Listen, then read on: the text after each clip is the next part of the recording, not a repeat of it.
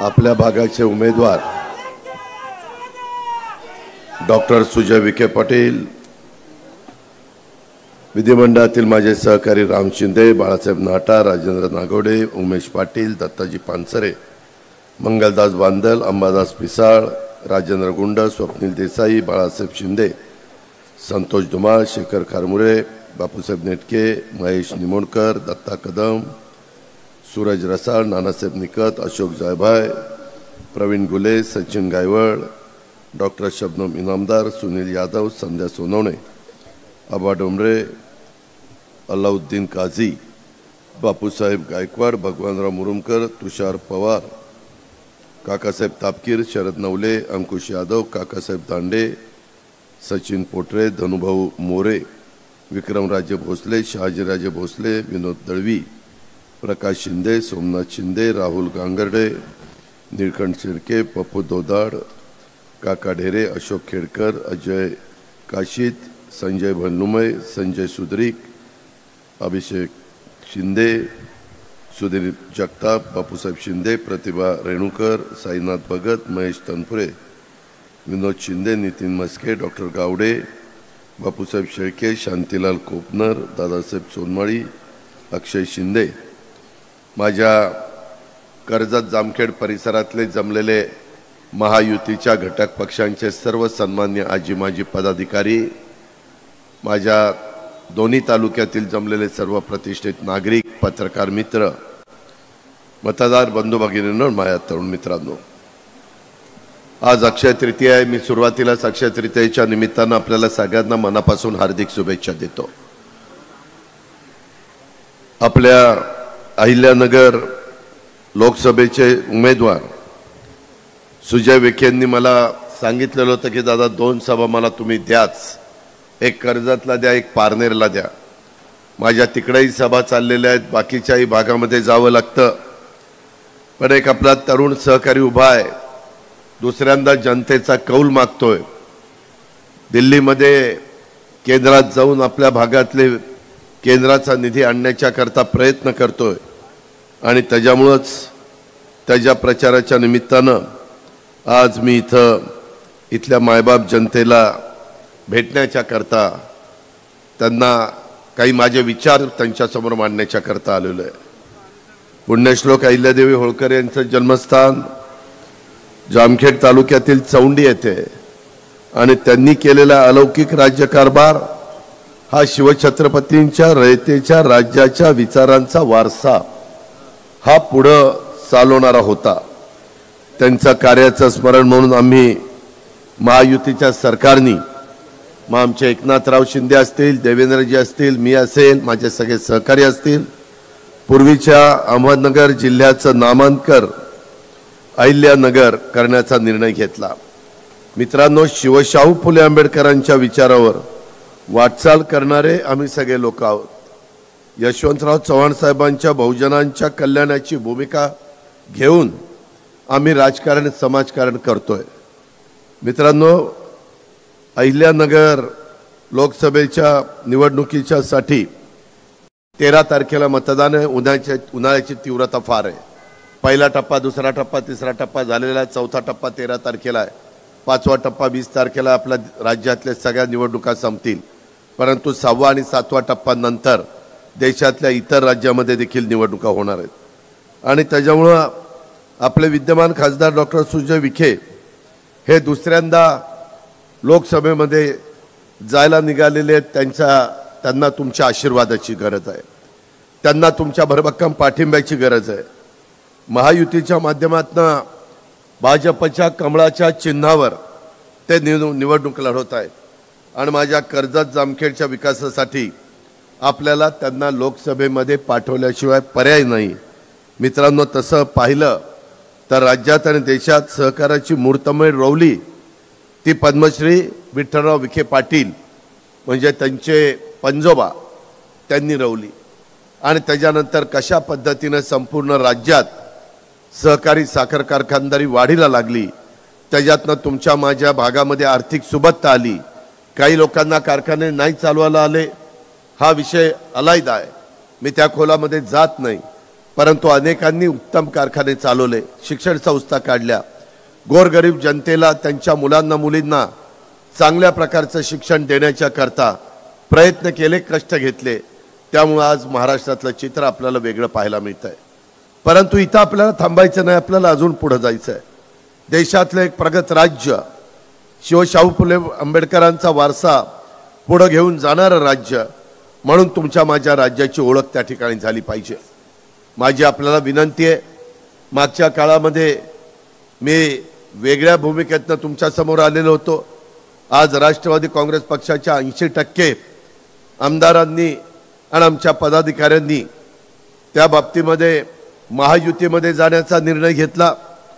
त्यामध्ये आम्ही पवार साहेबांना सांगितलं, पवार साहेबांनी पण सांगितलं की ठीक आहे तुम्ही चर्चा करा, परंतु सातत्याने त्याच्यामध्ये बदल होतात आणि त्याच्यामुळे आमच्यासारखा कार्यकर्ता बुचकाळ्यामध्ये पडतो. सुरुवातीपासूनची हिस्ट्री बघितली तर तेच चित्र आपल्याला सगळ्यांना पाहायला मिळेल. त्या खोलामध्ये मी जात नाही कारण त्याला वेळ फार लागेल. पण मित्रांनो, कधी आम्ही वडीलधाऱ्यांचा अनादर केला नाही. वडीलधाऱ्यांना दैवत मानून आम्ही कामं केली. परंतु वडीलधाऱ्यांनी तरी 80 वर्षाच्या पुढे गेल्यानंतर इतरांना संधी दिली पाहिजे. इतरांना संधी कधी मिळणार? त्यामध्ये राज्य सरकारमध्ये 58 वर्षाचा कामगार झाला, अधिकारी झाला की तो रिटायर होतो. IAS ऑफिसर 60 वर्षाचे झाल्यावर रिटायर होतात. राजकारणामध्ये भारतीय जनता पक्ष 75 वर्षाचे झाल्यानंतर बहुतेकांना रिटायर करतात. परंतु आमच्यामध्ये कोणी रिटायर व्हायचं नावच घेईना. आम्ही 60च्या पुढे गेलो. आम्ही किती दिवस थांबायचं? आम्ही कामात कमी आहे का? नाही. आम्ही विकास करतो का? करतो. प्रशासनावर आमची पकड आहे का? आहे. आमचा स्वतःचा बारामती तालुका कशा पद्धतीनं काय पालट केलाय तुम्हालाही सगळ्यांना माहिती आहे. पिंपरी चिंचवड 25 वर्ष माझ्या ताब्यामध्ये होतं, माझ्या विचारांच्या लोकांच्या ताब्यामध्ये होतं. त्याचाही चेहरा मुगडा बदलून एक देशातलं उत्तम शहर, बेस्ट सिटी म्हणून त्या पिंपरी चिंचवडचा नावलौकिक झाला. आज तिथली लोक देखील मनापासून त्यामध्ये आम्हाला मानतात. कालच मी श्रीरंगाप्पा बारणेंची तिथं सभा घेऊन आलो. मित्रांनो, आम्ही काम करू शकतो ना. माझ्या जिल्ह्यामध्ये देखील मी सगळ्या संस्था उत्तम पद्धतीनं चालवल्या. त्याच्यामध्ये कुठेही अडचण येऊन दिली नाही. चांगले भाव आम्ही देतो, चांगल्या दुधाच्या संस्था चालवतो, चांगल्या शिक्षण संस्था चालवतो. काम करत असताना जातीचा, पातीचा, नात्याचा, गोत्याचा विचार करत नाही.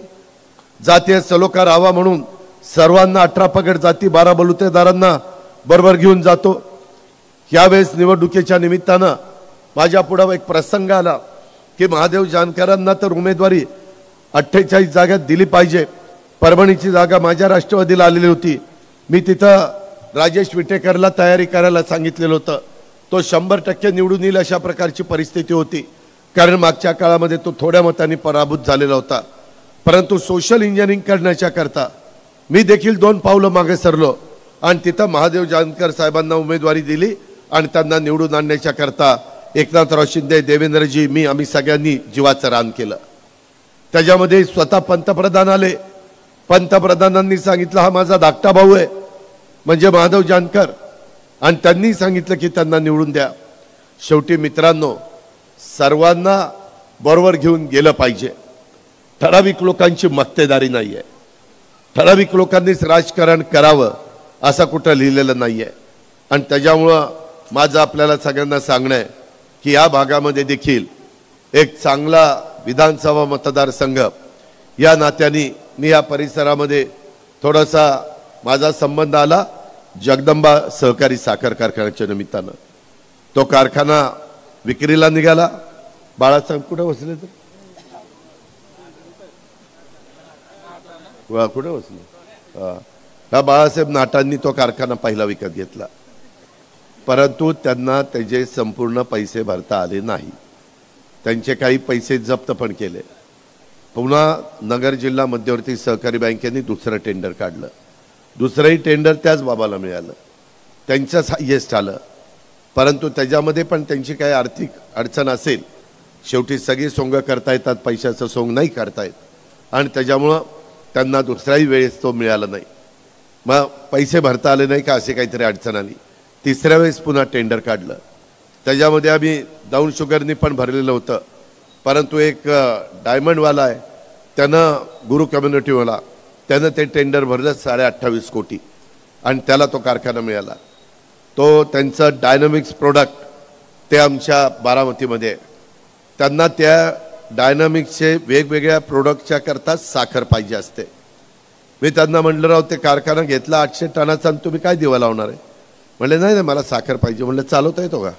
नाही म्हणले आम्ही करू काहीतरी करू. म्हटलं आलं काही करता आलं. पुन्हा मग माझ्याकडे आलं की दादा तुम्ही चालवायला घेता का. आम्ही एका कंपनीच्या मार्फत तो त्या ठिकाणी चालवायला घेतला. मित्रांनो 800 टनाचा कारखाना. थोडंसं राम शिंदे साहेबांनी जास्तीचं सांगितलं परंतु पुढच्या वर्षी तो 17,000 टन मेट्रिक टनांनी तो चालणार आहे. 4 लाख लिटरची डिस्लरी केलेली आहे.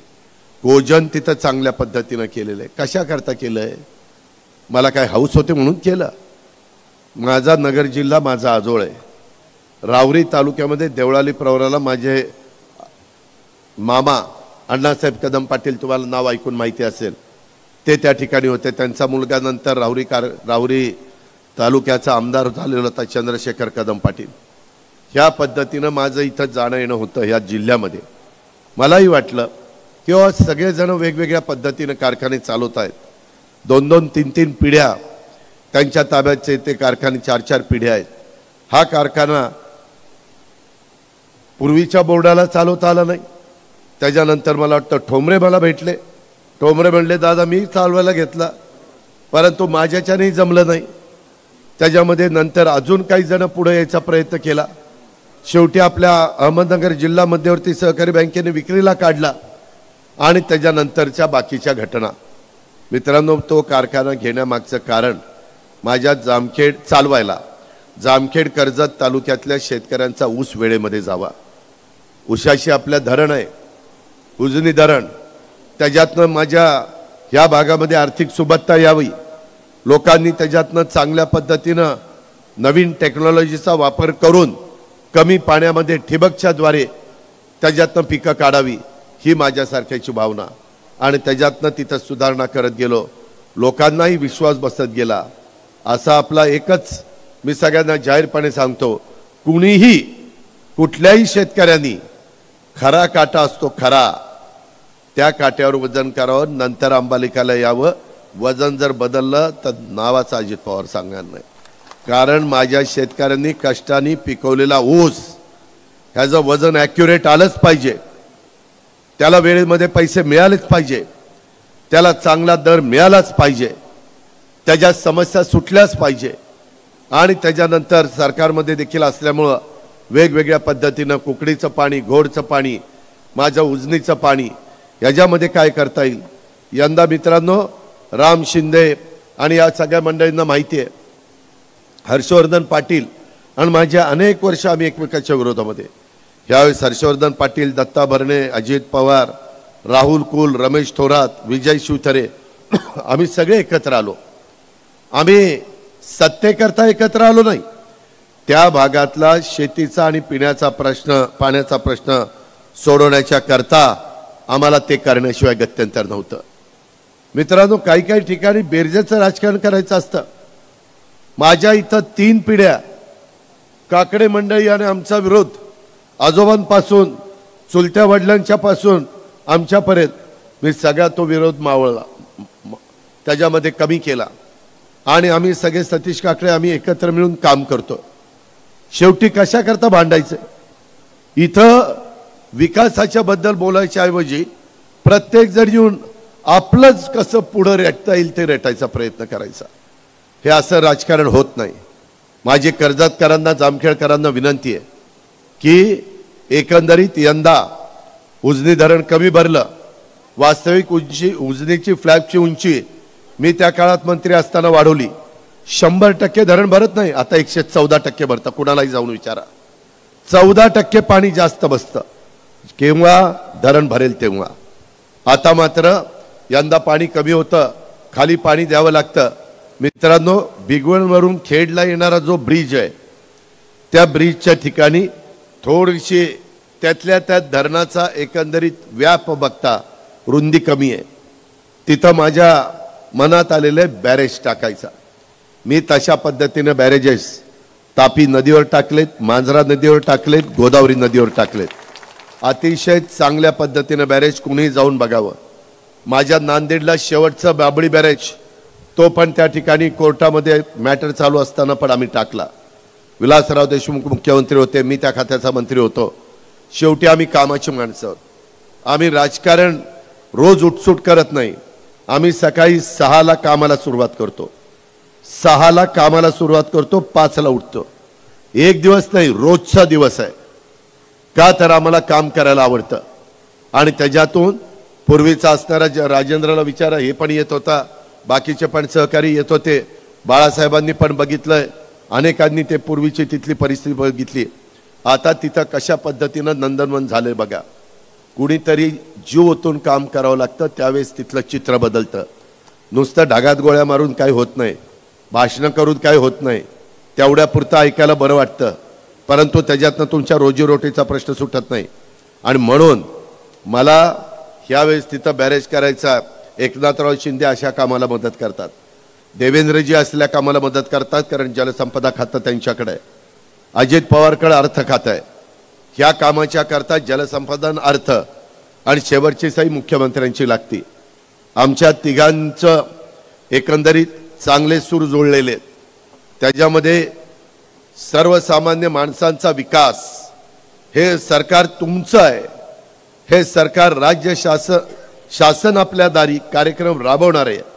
आणि त्याकरता तो बॅरेज केल्यानंतर माझा जो वरचा भाग आहे, त्या वरच्या भागामध्ये पाणी खाली खाली जायला लागल्यानंतर राहत नाही. 114% भरल्यानंतर गेट टाकायची आणि वरचं पाणी वरच्या भागात राहील, खालचं पाणी खालच्या लोकांना मिळेल. आज जे बांबोऱ्याला किंवा माझ्या कर्जतच्या बॅकवॉटरला झटका बसलाय, माझ्या दौंड तालुक्याला झटका बसलाय, माझ्या काही इंदापूर तालुक्याला झटका बसलाय, तो बसता कामा नाही. आज लोकांना वाटतं वरनं पाणी सोडावं, भामा आसखेडचं पाणी सोडलं, टेलपर्यंत आलंच नाही, त्याच्यामध्ये मधीच आटलं, मधीच बंधारे झालेले आहेत. ह्यामध्ये काही बदल करावे लागणार आहेत. आम्ही यावेळेस का महायुतीचे खासदार जास्तीत जास्त महाराष्ट्रात निवडून जावेत असा विचार करतो. त्याचं कारण आम्हाला मोठ्या प्रमाणावर केंद्रातनं निधी आणायचा आहे. मुळशीचं पाणी मला पुणेकरांना प्यायला द्यायचं आहे. आणि खडकवासला, वरसगाव, पानशेत ह्याच्यामधलं पाणी आम्हाला शेतकऱ्यांना शेतीच्या करता दौंड तालुका, बारामती, इंदापूर, पुरंदर, हवेली त्या तालुक्याच्या करता द्यायचं आहे. उद्या त्यांचं भागलं तर त्याच्यामध्ये इतरांना पण त्याची मदत होणार आहे. मित्रांनो, कोकणीच्या बद्दल पण आमचा अभ्यास चाललाय, अभ्यास केलाय. तिकडं पलीकडं पश्चिमेकडे पडणारं पाणी पूर्वेकडे कसं वळवता येईल, पश्चिमेकडे पडून ते समुद्राला जातं. आता नवीन नवीन वेगवेगळ्या पद्धतीनं पंप निघालेत. कर्जतकरांनो, तुमचा विश्वास बसणार नाही. मी काही माझ्या अधिकाऱ्यांना आचारसंहितेच्या आधी पाठवलेलं होतं. तेलंगणामध्ये पंप किती हॉर्सपॉवरचे आहेत? 2 लाख हॉर्सपॉवरचे आहेत, 1 लाख हॉर्सपॉवरचे आहेत. अहो, तुमच्याकडे 5ची, 10ची, 15ची, 20ची, 25ची मोटर असेल तर किती पाणी मारती? 2 लाख हॉर्सपॉवर म्हणजे विचार करा, एका दिवसाला 3 TMC पाणी उचलतात. म्हणजे एक खडकवासला धरण भरेल एवढं पाणी एका दिवसात उचलतात. अशी किमया तिथल्या मुख्यमंत्र्यांनी, सरकारने केलेली आहे. आम्ही त्याही गोष्टीचा विचार करतोय. आपल्याला तेवढे मोठे पंप लागणार नाही. आणि आपल्या भागामध्ये पाणी आणण्याच्या दृष्टिकोनातनं आपल्याला तिथं काही ठिकाणी बोगदे काढायचे, त्याला टनेल आपण म्हणतो. काही बाबतीमध्ये आपल्याला वरच्याही भागातल्या लोकांना नाराज न करता, कारण त्यांच्या जमीन जुमला, घरं दारं पाण्यामध्ये गेली, तेव्हा कुकडीची 5 धरणं झालेली आहेत, तेव्हा खाली पाणी येतं. ती लोक म्हणतात की आमच्या बापदादाच्या जमिनी तर अशाच गेल्या, त्यावेळेस एवढे पैसे मिळत नव्हते, आता 4पट पैसे मिळतात, त्याच्यावर लोक थोडी समाधानी आहेत. आत्ता मला एक कागद राम शिंदे साहेबांनी दाखवला, त्याच्यामध्ये MIDC मध्ये तर एक पण मायचा लाल माझ्या कर्जतचा मला वाचायला मिळाला नाही. सगळे बाहेरचेच लोक आहेत आणि ते आपल्याकडं एक प्रोजेक्ट होऊ पाहतोय आणि त्याच्यातनं ते स्वतः करोडपती व्हायचा प्रयत्न करतात. असं कसं चालेल? आम्ही पण 30-35 वर्ष राजकारण करतोय. आम्ही पण बारामतीमध्ये MIDC केली, इतर भागात इंदापूरला MIDC केली, कुरकुमला MIDC केली, वेगवेगळ्या भागामध्ये आम्ही पण MIDC केलं. शब्द दिलाय, आम्ही जसं बोलतो तसं वागतो, परंतु आम्ही त्याच्यात राजकारण करत नाही. माझी तुम्हाला विनंती आहे, मागच्या वेळेस मी तुम्हाला सगळ्यांना जो उमेदवार दिला तो उमेदवार माझ्याच घरातला होता. मी म्हणलं बाबा त्याला उभं राहायचंय, जिल्ह्यामध्ये मी आहे, सगळ्यांनी जिल्ह्यात उभं राहून कसं चालेल. त्यानं हडपसरला उभं राहायचं ठरवलेलं होतं, त्याची सासूरवाडी तिथे. म्हणलं सासऱ्याची मतं मिळतील, बाकीचं काय होईल. शेवटी जनतेची मतं मिळावी लागतात. पाहुण्यारावळ्याची मतं मिळून राजकारण घडत नाही. शेवटचा माणूस 18 पगड जाती 12 बलुतेदारांची मतं मिळाल्यानंतर आपण निवडून येत असतो. आणि मग त्याच्यातनं नंतर कर्जत तालुका निवडला गेला. इथं ऊसाचं पण क्षेत्र वाढत होतं, आम्हा लोकांचं काम पण होतं. मित्रांनो, ह्या भागामध्ये मी सरकारमध्ये गेल्यापासून अनेक प्रकारचे रस्ते राजेंद्र झाले की नाही. पहिल्या काळातले आणि नंतरच्या काळात प्रचंड रस्ते केले. त्यामध्ये रवींद्र चव्हाण असतील, बाकीचे माझे सहकारी असतील, सगळ्यांची मदत, अशोक चव्हाण असतील, सगळ्यांची मदत घेतली. कारण दळणवळण चांगल्या पद्धतीनं झाल्याशिवाय खऱ्या अर्थाने तिथं कायापालट होऊ शकत नाही. मित्रांनो, बरेच जण माझ्या पुणे जिल्ह्यातनं येऊन माझ्या कर्जत तालुक्याच्या परिसरामध्ये जमिनी घेत आहेत, फळबागा लावत आहेत, शेततळी करतायत, त्याच्यामध्ये शेतीवाडी करण्याचा प्रयत्न करतायत. माझी कर्जतकरांना, जामखेडकरांना हात जोडून विनंती आहे, आपल्या बाप दादाच्या जमिनी दुसऱ्याच्यामध्ये घालू नका. आपल्या पुढच्या पिढीच्या करता ठेवा. नाहीतर लोक म्हणतील आमच्या बापानी होतं नव्हतं तेवढं घालवलं, आता आम्हाला कुठंतरी चक्रा मारायला लावल्यात.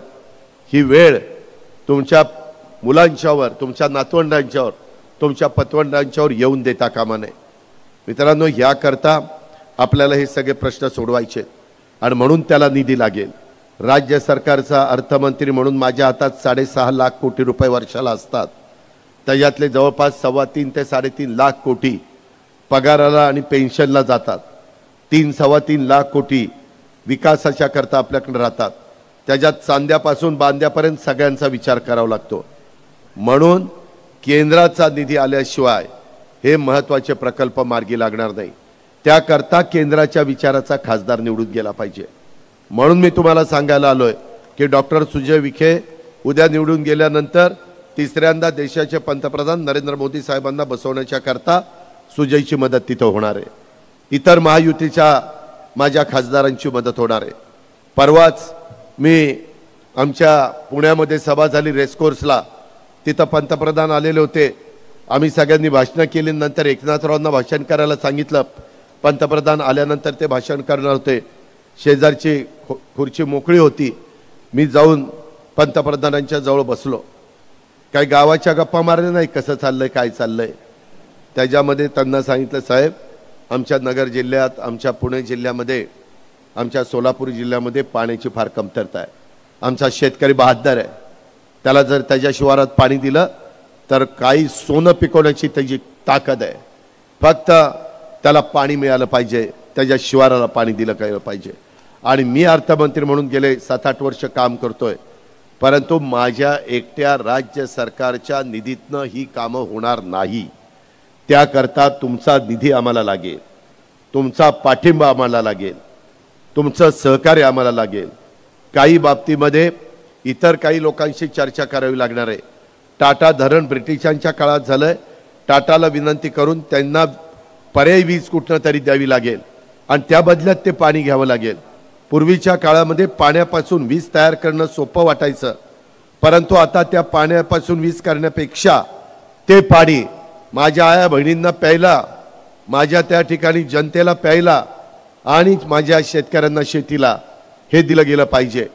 आणि हे देत असताना माझी दुसरी एक अडचण आहे की आमच्या इथं कांदा पिकवणारा शेतकरी माझ्या पुणे जिल्ह्यात, नाशिक जिल्ह्यात, नगर जिल्ह्यात मोठ्या प्रमाणावर आहे.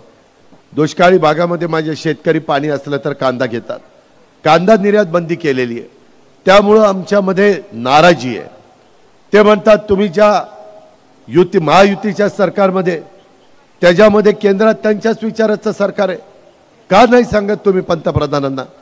पंतप्रधानांनी ऐकलं, ते म्हणले ठीक आहे, मला ग्राहकाचा पण विचार करावा लागतो, परंतु आता शेतकऱ्यांच्या करता आपण निर्णय घेऊ. आणि मित्रांनो, 8 दिवसात त्यांनी कांदा निर्यात बंदीला परवानगी दिली. आता भाव पण कांद्याचे बऱ्यापैकी त्या ठिकाणी वाढले. वेगवेगळ्या पिकांना मदत करण्याची भूमिका ही मोदी साहेबांची आहे. जिथं केंद्र सरकार कमी पडतं तिथं आम्ही धावून जातो.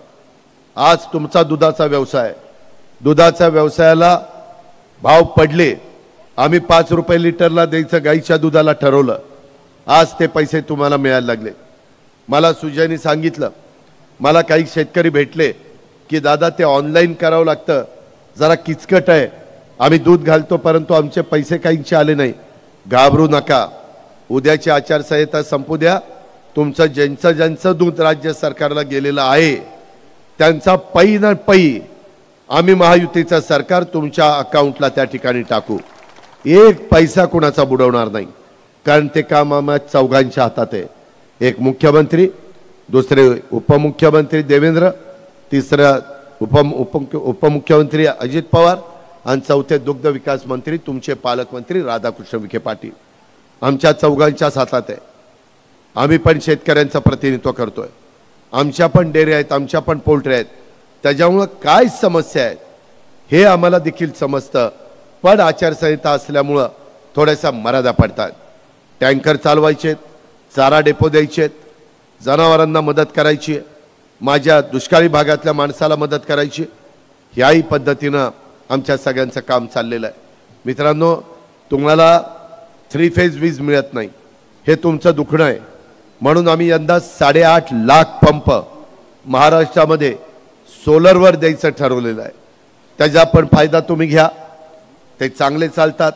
रात्री मोटर चालत नाही, पण दिवस उजाडला की मोटर सुरू होती, दिवस मावळला की मोटर बंद होती. आपल्याला दिवसाच पाणी पाहिजे, रात्री अपरात्री तिथं विंचू काट्याचं कशाला जायचं? 6 विंचू काटे निघतात. माझ्या जुन्नर, खेड, आंबेगाव, शिरूरला बिबटे झालेत. काल मी त्या भागामध्ये होतो. 450 बिबटे त्या 4 तालुक्यामध्ये. उसामध्ये लपायला त्यांना चांगली जागा आहे, परंतु आता ते मनुष्यावर हल्ला करायला लागलेत. आज पण सकाळी एक दुर्घटना घडली, माझ्या कानावर आली. त्याच्याबद्दलचा पण बंदोबस्त सुप्रीम कोर्टाच्या डायरेक्टिव्हचा जे काही आदेश आहेत त्यांचा आदर करून, फॉरेस्टला जो अधिकार आहे त्या अधिकाराचा वापर करून आम्ही तिथल्याही लोकांचं संरक्षण करण्याच्या बद्दलचे निर्णय त्या ठिकाणी घेतोय. ह्या पद्धतीचं सरकार आहे. मित्रांनो, आज तुमच्या कर्जत जामखेड तालुक्यामध्ये जो काही पैसा गेल्या 4.5 वर्षामध्ये आला, तो पैसा देत असताना अर्थमंत्री अजित पवार होता. अर्थमंत्री निधीचं वाटप करतात, त्यामध्ये आमदारांनी मागणी केली, परंतु मला ज्या बाबतीमध्ये निधी द्यायचा होता तो निधी तुम्हाला दिलाय. उद्या आमदार सांगेल मी आणला, त्यानं आणलेलं नाही, माझी सही नसती तर काही झालं नसतं. देवळात जाऊन घंटा बडवत बसावं लागलं असतं. त्याच्यावर उगीच गप्पा हाणू नका. उद्याच्याला ज्याच्या ताब्यात तिजोरी असते, त्या आपण म्हणतो ना, पंगत बसल्यानंतर वाढपी ओळखीचा असल्यानंतर फायदा होतो, तशा पद्धतीनं कर्जत जामखेड आल्यानंतर मी जास्तीचा निधी द्यायचो. त्यामुळं तुमच्यामध्ये जी काही कामं झालेली आहेत ते राम शिंदेंच्या काळात काही झाले असतील, नंतर आमच्या महाविकास आघाडीच्या काळात झाली असतील, नंतर देखील महायुतीमध्ये गेल्यानंतर पण राम शिंदे साहेब तुम्हाला माहिती आहे, मी बजेटमधनं पैसे रस्त्याच्या कामाकरता देत होतो. मी राम शिंदेंना तिथं माहिती द्यायचो की हे रस्ते मी घेतलेत. परंतु राम शिंदेंचा बोर्ड लागायच्या आधी काही जण सोशल मीडियाला एवढे पोचलेले आहेत की तिथनं ऑर्डर निघेपर्यंत ह्यांची 4-5 माणसंच कुठं कुठं कुठं कुठं ते बघतच असतात, कसं कोण हुंगत असतं, काय काय काय काय काय. तशा पद्धतीनं 4-5 माणसं ठेवली, कुठल्या डिपार्टमेंटला काय चाललंय, कुठं काय ऑर्डर निघाली, मिळाल्या त्या मंत्र्याला कळायच्या आत ह्यांना तिकडं खाली पाठवायची आणि सांगायचं आमदारांच्या प्रयत्नामुळं असं झालं. काय बोडक्याचा प्रयत्न केला, हुंगण्याचा प्रयत्न केला? हे राजकारण, मला हे असलं, मी फार स्पष्ट बोलणारा कार्यकर्ता आहे. त्याच्यामध्ये जे मी केलंय ते मी केलंय, जे मी नाही केलं ते नाही केलंय. ज्याला त्याचं क्रेडिट जायला पाहिजे ते गेलं पाहिजे. मित्रांनो, MIDCच्या बाबतीमध्ये तरुण तरुणींच्या भावना फार तीव्र आहेत. त्यांच्या हाताला काम दिल्याशिवाय त्यांचं उद्याचं भवितव्य उज्ज्वल होऊ शकत नाही. आणि म्हणून माझी तुम्हाला विनंती आहे की त्याही बाबतीमध्ये पाठीमागं तर महाविकास आघाडीच्या काळात सुभाष देसाई उद्योगमंत्री होते, तरी देखील 2.5 वर्षात सुभाष देसाईंच्याकडनं तुमच्या आमदाराला MIDC करता आली नाही. त्याचं उत्तर दे म्हणा. 2.5 वर्ष उद्धव ठाकरे अजित पवार उपमुख्यमंत्री होते, परंतु जसं आमचा उदय सामंत आता इंडस्ट्री मिनिस्टर आहे तसे सुभाष देसाई होते. का नाही केली इंडस्ट्री? कोणी थांबवलं होतं?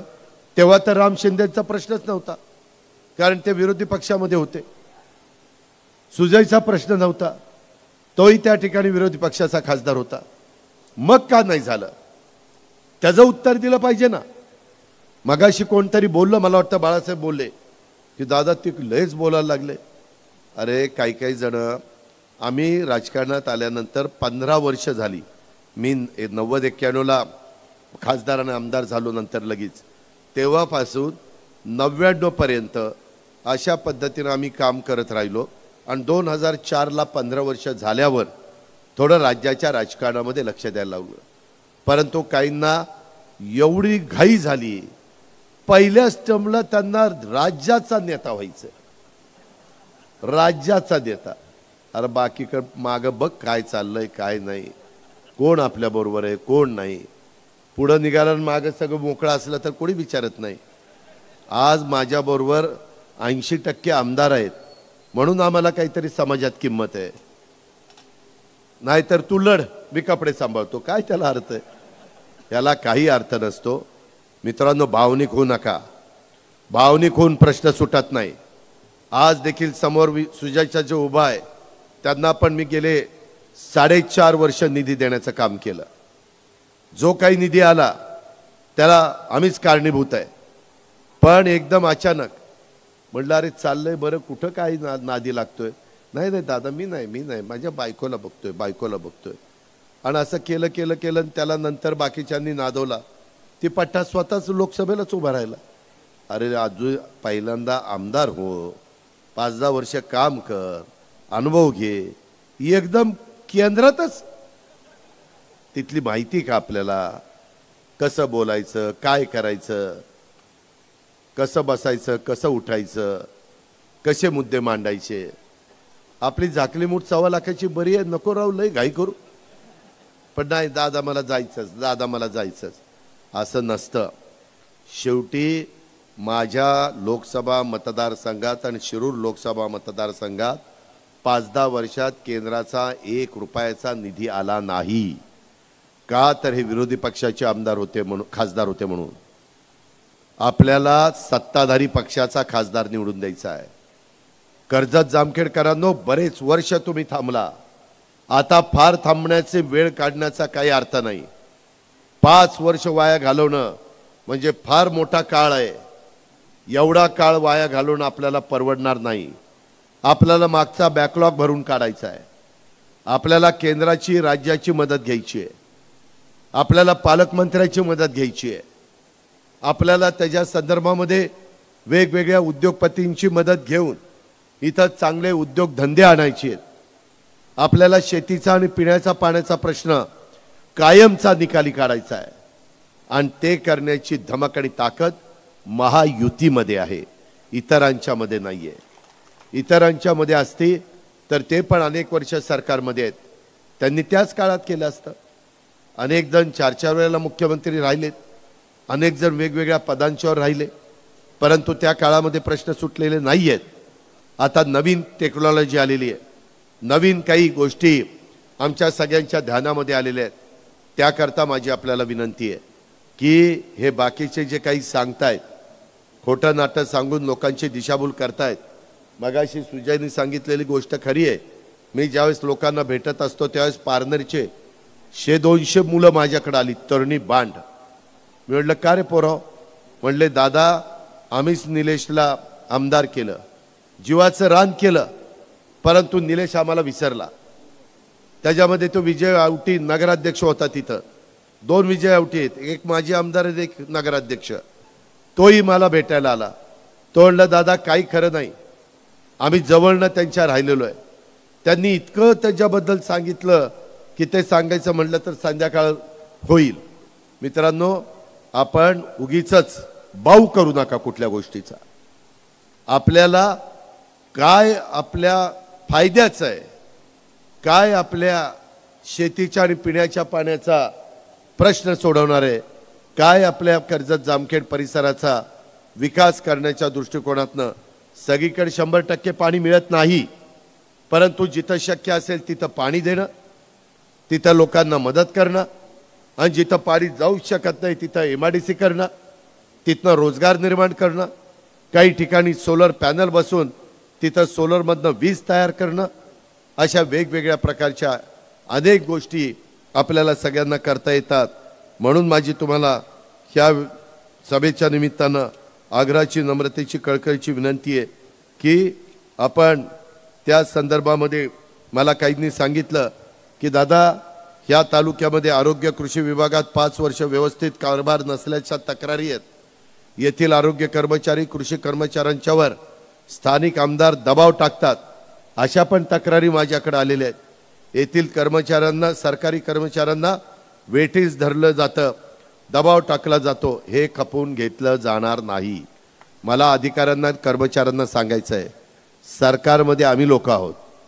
त्याच्यामुळे उगीचच कोणाचं चुकीचं कोणी सांगत असेल, नियमाच्या बाहेर जाऊन सांगत असेल, मी सांगेल तेच झालं पाहिजे, असं खपवून घेतलं जाणार नाही. त्याच्यामध्ये मागच कदाचित 2.5 वर्ष झालं असेल, परंतु आता तिथं कुणाचं काही अशा पद्धतीनं चालणार नाही. सीना धरणातनं निमगाव, गांगर्डा या गावातून 17 गावांची पाणीपुरवठा योजना आघाडीच्या काळात केलेली होती, ती कार्यान्वित झालेली नाहीये. का कार्यान्वित झाली नाही? त्याच्यामध्ये अडचण काय आहे? लोकप्रतिनिधींनी अडचण सोडवायला नको? त्याच्या संदर्भामध्ये अरे बाबा, पहिल्यांदा ज्या भागांनी आपल्याला संधी दिली त्यांची कामं कर ना, तिथं वेळ दे ना. उगीच सुटायचं, इकडं सभा तिकडं सभा, विदर्भात सभा, आता पदयात्रा पुण्यावरून नागपूरला. अरे काय नडलंय? इकडं चाल ना. तू बाबा कर्जत जामखेडमधनं सगळी यात्रा केली असती, सगळा तालुका पायाखाली घातला असता तर लोक म्हणले असते नाही ही प्रश्न समजून घेतो, प्रश्न समजून घेतो. ही निघालाय मोठा नेता व्हायला, आणि त्याच्यामध्ये कुणी त्याच्याबरोबर नव्हतं. जयंत पाटील तर मला म्हणले मी शेवटच्या सभेला जाईल, मी मध्ये चालायला जाणार नाही. जयंत पाटील गेले नाही. माझ्या माहितीप्रमाणे सुप्रिया पण गेली नाही, कारण हीच मोठा नेता व्हायला लागल्यावरती दोघं काय करणार? ह्या पद्धतीनं ह्यामध्ये जामखेडला, इथं काही माझी जामखेडची पण मंडळी आहेत, तिथल्या मेडिकल कॉलेजमधल्या तक्रारी आमच्या कानावर आलेल्या आहेत. तिथं तरुणीवर अन्याय, अत्याचार झालाय अशी माझी माहिती आहे. त्या अत्याचार, अन्यायाच्या घटना काही राजकारण्यांनी तिथल्या आरोपीला पाठबळ दिल्यामुळं घडल्यात अशी तिथं भावना आहे. त्या संदर्भामध्ये आम्ही ज्यावेळेस 7 वेळेला आमच्या मतदारसंघातनं निवडून येतो, त्यावेळेस आमच्या जवळचा माणूस जर माझ्या आया बहिणींच्यावर अन्याय, अत्याचार करायला लागला तर आम्ही त्यालाही सोडत नाही. आम्ही पोलिसांना सांगतो घे टायरमध्ये आणि हो दे तुझं काम सुरू. कायद्याने, नियमानी, कायद्याच्या चौकटीमध्ये बसून, कारण कायदा सर्वांना सारखा आहे. परंतु इथं नक्की काय झालंय ह्याच्याबद्दल देखील सुजय रामभाऊ ह्याच्या खोलात जावं लागेल. इथं काहीतरी कर्जत जामखेडला आरोग्य विभागाच्या तर्फे पुरवण्यात आलेल्या वेगवेगळ्या शवपेट्याच्या बद्दल पण तक्रारी आहेत. तिथं जे लक्ष द्यायला पाहिजे होतं ते लक्ष दिलं गेलं नाही. आपल्या कर्जत जामखेडमध्ये रोजगाराचा प्रश्न मोठा गंभीर आहे. रोजगाराच्यासाठी स्थलांतरांची संख्या झपाट्याने वाढतीये. ऊसतोड कामगार, वीटभट्टी, गुराळ यासारखी कामे या ठिकाणचा तरुण करतोय. त्याच्यामुळं रोजगाराची अत्यंत गरज आहे. त्याकरताच आपण MIDC आणण्याचं काम करतोय. कर्जत जामखेड रोजगाराचा प्रश्न त्या ठिकाणी गंभीर असल्यामुळं आम्हाला त्या भागामध्ये चांगल्या प्रकारे, मला त्याच्यामध्ये राजकारण करायचं नाही. माझ्या कर्जत जामखेडमध्ये MIDC यावी हाच त्याच्या पाठीमागचा आमचा सगळ्यांचा दृष्टिकोन आहे। इथं कर्जत तालुक्यातील एसटी डेपोचा प्रश्न अनेक वर्षापासून प्रलंबित आहे, 20-25 वर्षापासून रखडला आहे। अनेक राज्यकर्त्यांनी प्रयत्न केले परंतु हा प्रश्न मार्गी लागला नाही। काय भानगड आहे एसटी डेपोची? एसटी डेपोमध्ये परिवहन खातं आता कुणाकडे? मुख्यमंत्र्यांच्याकडेच आहे। तुम्ही काळजी करू नका, आचारसंहिता होऊ द्या, मीच मुख्यमंत्र्यांच्याकडे फाईल घेऊन जातो आणि सीएम साहेबांना सांगतो की ह्याच्यावर सही करा आणि त्या पद्धतीने त्यांना विनंती करतो। मुख्यमंत्री आपल्या कामाच्या करता हे जनतेचं काम आहे, माझ्या कर्जतचं काम आहे, त्याच्यामुळे ते काम होईल। ह्या पद्धतीनं मित्रांनो आपण पुढे जाण्याचं काम करू। माझी आपल्याला सगळ्यांना विनंती आहे, त्याच्यामध्ये कुठेही भावनिक होऊ नका। आम्ही ही निवडणूक देशाचं भवितव्य ठरवणारी निवडणूक आहे, देशाचं सामर्थ्य वाढवण्यासाठी, देशाच्या विकासासाठी। आपल्या गेल्या 10 वर्षात जो विकास झालेला आहे तो मोदींच्या नेतृत्वाखाली देशामध्ये झालेला आहे आणि अशाच पद्धतीने अजून जोरात विकास आपल्याला करायचा आहे। त्यासाठी ही निवडणूक आपल्या सगळ्यांच्या दृष्टीने महत्त्वाची आहे। लोककल्याणाचा विचार करणाऱ्या पंतप्रधान मोदींच्यासाठी आपल्याला मतदान करायचं आहे, हे आपण सगळ्यांनी लक्षामध्ये घेतलं पाहिजे।